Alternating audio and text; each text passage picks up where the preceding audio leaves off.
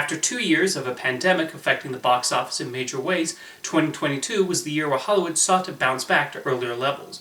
While you don't need to put an asterisk next to films' grosses anymore, as health concerns about going to theaters decreased for many people, there were still other challenges. There were certainly big hits, but also films people preferred to wait until they were available at home. Meanwhile, Russia, which was a major film market, is now completely closed off, and China has gotten a lot stricter about which Hollywood films are allowed into the country. Regarding which studio had the highest market share, that's an interesting question. If you still consider 20th Century Studios separate from Disney, then Universal won the year. If you combine Disney and 20th Century, then the mouse wins. For this video, I'm going to start with Disney, which actually had a bit of a lopsided year. Unsurprisingly, the Marvel movies continue to draw in audiences, with Doctor Strange and the Multiverse of Madness scoring the best results. Black Panther: Wakanda Forever also pulled in strong business, and Thor: Love and Thunder did nicely too.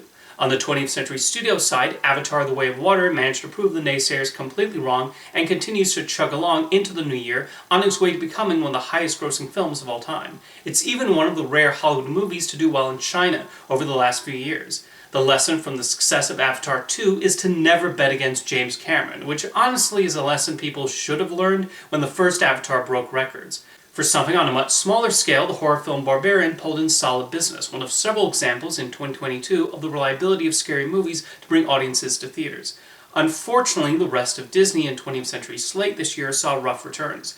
Lightyear had Pixar return to the big screen after the last 3 movies were sent to Disney+, and did not bring in enough people to make back the massive budget. Doing even worse was Disney Animation's Strange World, which pulled in some of the weakest numbers in the history of the legendary studio. Are most people now accustomed to waiting to see Disney's animated films on their streaming service, or do the stories and worlds depicted in the advertising just not grab them?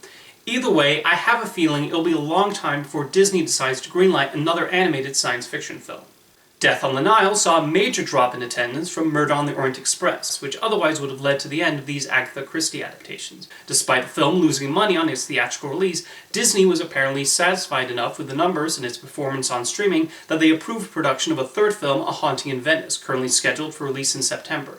The Bob's Burgers movie did not attract a sizable audience to theaters, although there's a question of how much it would have realistically made, something I discussed in a previous video. Finally, there was the David O. Russell film Amsterdam, which could not overcome negative reviews, and if Russell gets another film off the ground, it'll probably be made on a much lower budget. So while Disney did have a few things to celebrate, I would not exactly call this a banner year for the studio. Universal had a nice amount of hits to offset some of the underperformers. Jurassic World Dominion proved once again how much people love dinosaurs, with the added appeal of seeing the classic characters again. There was also the absolutely sensational performance of Minions: The Rise of Gru, which brought in not only family audiences, but also those who grew up with those talking Twinkies and in fancy outfits for some reason. Love them or hate them, the Minions are here to stay. Someone who's shown himself to be a reliable hitmaker is Jordan Peele, who scored his 3rd consecutive box office success with the science fiction movie Nope. I think Peele can now be counted, alongside James Cameron and Christopher Nolan, as one of the few directors whose name is enough to attract viewers. DreamWorks Animation did quite nicely for themselves too. The Bad Guys was a solid performer in the spring, and Puss in Boots: The Last Wish had a decent opening and is having great staying power into the new year. Ticket to Paradise became the rare romantic comedy to score sizable numbers at the box office in recent years, thanks to people who just wanted to take a vacation with George Clooney and Julia Roberts. Low-budget horror is an area Universal did very well in 2022, with movies like The Black Phone and Violent Night making a decent amount. Even though Halloween Ends did not gross as much as the last 2 Halloween films, it still did fine, and despite the title, I'm sure it won't be the last we see of Michael Myers. The rom-com Marry Me also performed okay relative to its budget. Universal did have to deal with a lot of movies that did not attract viewers. One whose low box office performance got a lot of attention was the comedy Bros. Billy Eichner blamed it on homophobia, but I think the problem was more that audiences just preferred to wait for streaming, finding there was not enough incentive to go to a theater. Ambulance did not do well despite Michael Bay getting some of the more appreciative reviews of his career. Even though it's set to be a major Oscar contender, not enough people have gone to see Steven Spielberg's semi-autobiographical The Fabelmans, although Universal has given it an extremely slow rollout, and I've read more than one person complain that it has not even opened near them. Another potential award winner, She Said, also has not attracted many people, but I think a movie about journalists investigating Harvey Weinstein was always going to be a tough sell. The biggest flop on Universal's slate was The 355, an expensive action movie few went to see. Other films that majorly underperformed were the Idris Elba vs. Lion thriller Beast, the comedy Easter Sunday, the Stephen King adaptation Firestarter, and the romance Redeeming Love. Despite these films, some of which will probably find a decent number of viewers at home, I will say Universal had a solid year overall. I think the real winner at the 2022 box office was definitely Paramount Pictures. I don't think I need to tell you what an enormous success Top Gun Maverick is. It's the sort of blockbuster we don't see that much nowadays, which opens strong and just keeps playing and playing and playing as theaters kept it on their screens for several months as more people went to go see Tom Cruise take to the skies. Another big hit for the studio was Sonic the Hedgehog 2. After the initial character design freaked people out, the Blue Blur managed to turn things around and launch a major franchise for Paramount that has attracted both children and longtime fans of the video games. The horror movie Smile was originally intended to be released on Paramount+, but positive test screenings led it to get a theatrical release, and that wound up a smart move as it performed very well in theaters. Another successful horror film was the fifth Scream movie, and they did not waste any time in getting another sequel off the ground, currently scheduled for March. The Lost City was the other romantic comedy hit of the year, showing the continuing star power of Sandra Bullock, and Johnny Knoxville and his wild stunt-performing friends also found willing viewers for Jackass Forever. I also want to mention Orphan First Kill, which pulled in solid numbers worldwide, even though it only got a limited release in North America. Paramount only experienced two underperformers in 2022. One is Damien Chazelle's 3-hour epic Babylon, which probably won't come close to making its money back. Should they have spent so much money on a lengthy movie about the debauchery of Hollywood in the silent era and early sound period? You could say no, but I appreciate they were willing to finance such an ambitious auteur-driven film. The other one was Paws of Fury: The Legend of Hank, an animated remake of Blazing Saddles, but Paramount only spent $10 million on the distribution rights, so it was not a big loss for them. Ever since I started doing these box office report cards, Paramount has had one disappointing year after another, so I was really happy to see the studio score hit after hit after hit in 2022. Warner Brothers, on the other hand, had a bit of a mixed bag.